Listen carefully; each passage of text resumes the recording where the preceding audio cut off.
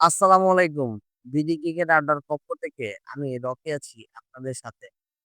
এই মুহূর্তে যারা আমার এই ভিডিওটি দেখছেন সবাইকে জানাচ্ছি আন্তরিক শুভেচ্ছা এবং অভিনন্দন। সারাদিন আমরা Facebook, YouTube শুধু একটা খবর ভেসে বেড়াচ্ছে। সেটা কি? আ বিপিএল এর জন্য ৫ টা টিম নাকি সিলেকশন হইছে। তবে দুঃখের বিষয় কি জানেন? বরিশাল কোন টিম নিতে পারে নাই এইবার। আ আপনারা জানেন অ্যা গত পরপর ২ বার কিন্তু বরিশাল বিপিএল এ চ্যাম্পিয়ন হয়েছে এবং বরিশালের ক্যাপ্টেন ছিল কিন্তু আমাদের সবার পছন্দের তামিম ভাই। এবার আসলে বরিশাল টিম পায় নাই বা নেয় নাই। বিপিএল এ বরিশাল টিম পায় নাই নাকি নেয় নাই এত ডিটেইলস খবর ভাই আমি জানি না। তবে আমার একটু কষ্ট লাগছে যে বরিশাল আসলে টিম পেল না বা টিম কেন নেয় নাই, কেন ফ্র্যাঞ্চাইজি তারা নেয় নাই আসলে ভাই আমি জানি না।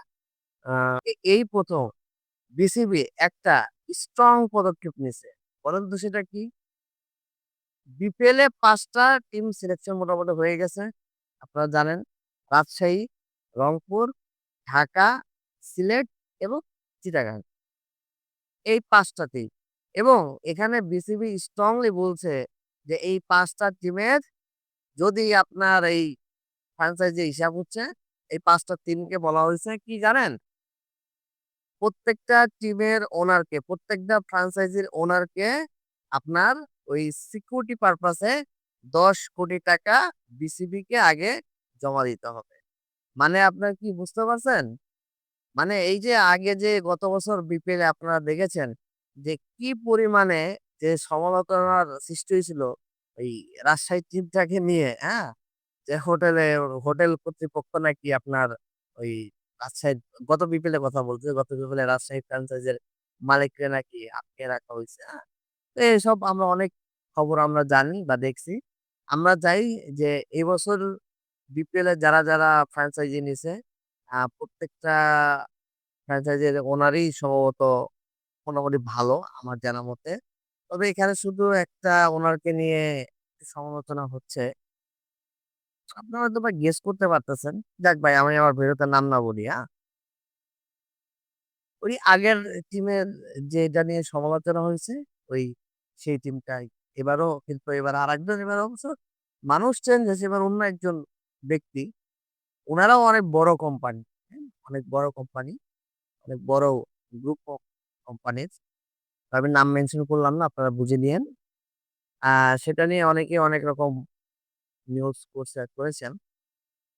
তবে বিসিবি এখানে যে স্ট্রং পদক্ষেপ নিছে, এইটা ভাই বিসিবিকে আমি স্পেশালি ভাই থ্যাংকস জানাই।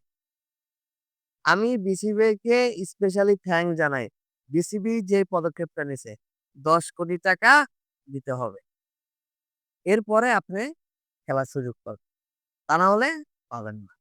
আর যদি এটা নিয়ে যদি তালবাহানা বা অন্য কিছু করেন তাহলে সেক্ষেত্রে আপনার ফ্র্যাঞ্চাইজি কি হবে? আউট করে দেবে। বুঝতে পারছেন?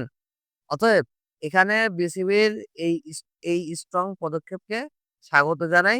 এই ১ম বিসিবি এরকম একটা সিদ্ধান্ত নিছে যে ফ্র্যাঞ্চাইজের ওনারকে আগে ৳১০,০০,০০,০০০ দিতে হবে জমা। কিসের জন্য? সিকিউরিটি পারপাস এর জন্য। বা ওই যে গ্যারান্টি বলতে পারেন যে টাকার যে গ্যারান্টি প্লেয়াররা যে অনেকে কমপ্লেইন করে না? যে আমি ভাই বিদেশ থেকে আসছি, ওই ফ্র্যাঞ্চাইজির হয়ে খেলছি, কিন্তু ভাই আমি টাকা পাইনি। এই যে আমাদের বিগত দিনগুলোতে বিপিএল হয়, আমাদের কিন্তু ভাই এই বদনামটা আছে। এটা শুধু আমাদের বদনাম, আমাদের কিন্তু পুরা দেশের একটা বদনাম।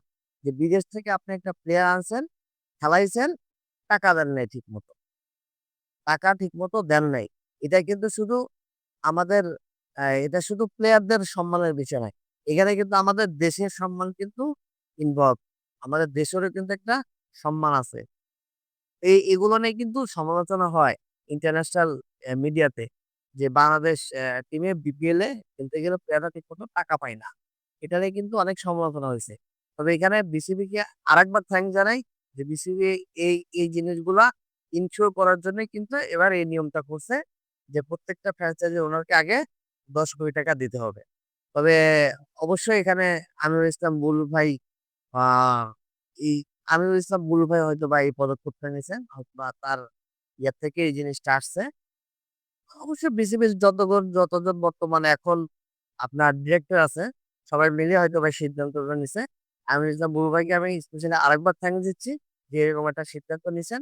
যাতে আমাদের বিপিএলটা ভালোভাবে সুন্দরভাবে মাঠে খেলাটা হয় এবং আমরা যারা ফ্যান আছি, ক্রিকেট ভক্ত আছি, আমরা সুন্দরভাবে খেলাটা দেখবো। যেন কোনো বিশৃঙ্খলা না হয়। তো অনেক কথা বলে ফেললাম, অনেক বকবক করে ফেললাম ভাই। ভুল ত্রুটি হলে ক্ষমা করে দিয়েন। তো সবাই ভালো থাকবেন। আল্লাহ হাফেজ।